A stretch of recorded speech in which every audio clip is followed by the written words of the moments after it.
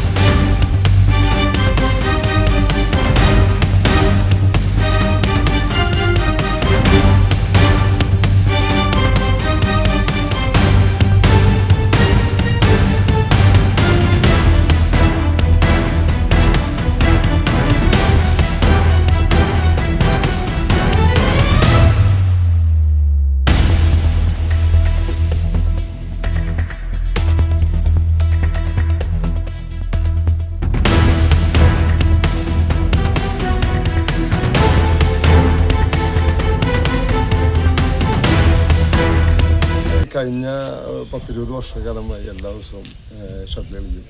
ഒരു 4 മണി കഴിയുമ്പോഴേക്കും എനിക്കും കഴിഞ്ഞ വർക്കൗട്ട് മറ്റേ സ്ട്രെങ്തനിങ് ട്രെയിനിങ് എല്ലാം കഴിഞ്ഞ് ഇൻഡോറിൽ ഒരു 6 മണിയാകുമ്പോഴേക്കും ഇൻഡോറിൽ കളി ആരംഭിക്കും.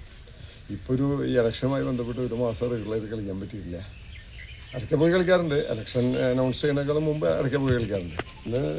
ഇവരൊക്കെ ചെറുപ്പക്കാരാണ് തന്നെയല്ല, ഇവരൊക്കെ നന്നായി സ്ഥിരമായി പ്ലാസ്റ്റിക്കിൽ കളിക്കുന്നവരാണ്. ഞാനവിടെ ഫെദറിലാണ് കളിക്കാറ്.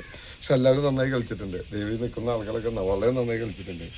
എന്നെ സംബന്ധിച്ച് ഞാൻ ഗ്രാമത്തിൽ നിന്ന് വന്നിട്ടുള്ള ആളാണ്. അപ്പോൾ അവിടെയൊക്കെ ഞങ്ങളുടെ ജീവിതത്തിലൊരു ഫുട്ബോൾ കളിക്കുക, ക്രിക്കറ്റ് കളിക്കുക, ഷട്ടിൽ കളിക്കുക, ഇത് 3ഉം ജീവിതത്തിൻ്റെ ഭാഗമാണ്. അപ്പോൾ ഇതിപ്പോൾ നമുക്ക് ഇന്നത്തെ തലമുറയ്ക്ക് പുതിയ രീതിയിലുള്ള ടർഫ് കോർട്ട് അതുപോലെ ഷട്ടിൽ ഇൻഡോർ കോർട്ടൊക്കെ ഉണ്ടായാലാണ് അവർക്ക് പുതിയ തലമുറയ്ക്ക് ഇനിയുള്ള IM വിജയൻ അല്ലെങ്കിൽ അങ്ങനെയുള്ള ആളുകളെ വരാൻ പറ്റുള്ളൂ. അപ്പം അതിനുള്ള സാഹചര്യം ഒരുക്കുക. അതിനു വേണ്ടിയാണ് അന്ന് ഫുട്ബോൾ ടർഫ് കോർട്ട് അവിടെ നാട്ടുകാരെല്ലാവരും സഹകരണത്തോടുകൂടി ഉണ്ടാക്കിയത്. അതുപോലെ തന്നെ ഇൻഡോർ ഷട്ടിൽ കോർട്ട് പീച്ചിൽ ആദ്യത്തെ ടർഫ് കോർട്ടാണ് അവിടെ, ഇൻഡോർ ഷട്ടിൽ കോർട്ടാണ് അവിടെ വന്നത്. അപ്പോൾ നമുക്ക് ഉണ്ടായ അന്നൊക്കെ നമുക്ക് തീരെ സാഹചര്യങ്ങളില്ല. ഇപ്പോഴത്തെ കുട്ടികൾക്കൊക്കെ നല്ല സാഹചര്യത്തിൽ കളിച്ചു വരണം. എന്നാലാണ് അവർ ദേശീയ അന്തർദേശീയ ലെവലിലെത്തുള്ളൂ.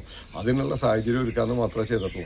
തീർച്ചയായിട്ടും കുട്ടികൾക്ക് സ്പോർട്സ് ആക്ടിവിറ്റീസിന് സൗകര്യം ഉണ്ടെങ്കിൽ അവർ പിന്നെ മയക്കുമരുന്നും മദ്യത്തിനൊന്നും അടിമപ്പെടില്ല. അവരൊക്കെ അവരുടെ രീതിയിലുള്ള ഫിറ്റ്നസ് നിലനിർത്തേണ്ട ഒരു ആഗ്രഹം അവർക്ക് മനസ്സിലാവും. എന്താണെന്ന് വെച്ചാൽ കളി ജയിക്കണമെങ്കിൽ ഫിറ്റ്നസ് ഉണ്ടാവണം. ഫിറ്റ്നസ് ഉണ്ടായാൽ മാത്രമാണ് കളി ജയിക്കുള്ളൂ എന്ന ചിന്ത ഉണ്ടാവും. അവർ മയക്കുമരുന്ന് അതിൻ്റെ അഡിക്ഷനിൽ പോയില്ല.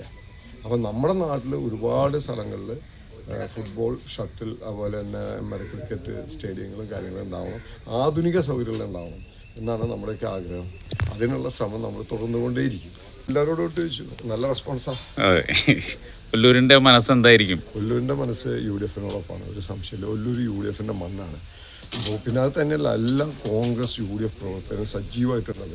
മാത്രമല്ല പാണഞ്ചേരി, പുത്തൂർ പഞ്ചായത്തുകളും തൃശ്ശൂർ കോർപ്പറേഷൻ തിരിച്ചു പിടിച്ചത് ഞങ്ങൾക്ക് വലിയ ആത്മവിശ്വാസം ഉയർത്തും.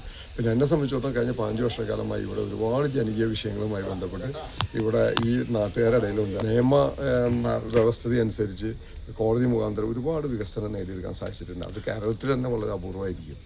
അത് എന്നെ സംബന്ധിച്ചിടത്തോളം വലിയ ആത്മവിശ്വാസം നൽകുന്ന ഒരു കാര്യമാണ്. തീർച്ചയായിട്ടും ഉണ്ടാവും. എന്താണെന്ന് വെച്ചാൽ അത് ഈ നാടിൻ്റെ ആവശ്യകതയാണ്.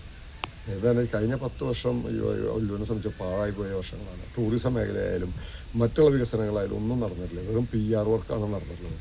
PR വർക്ക് കൊണ്ട് വികസനം നടക്കില്ല. അത് ആളുകളുടെ മനസ്സിൽ ഈ പരസ്യം കൊടുത്ത് ആളുകളുടെ മനസ്സിൽ കണ്ണിൽ പൊടിയിടാനേ പറ്റുള്ളൂ. നല്ല ഉൽപ്പന്നം ഒല്ലൂരിന് ഇതുവരെ കിട്ടിയിട്ടില്ല.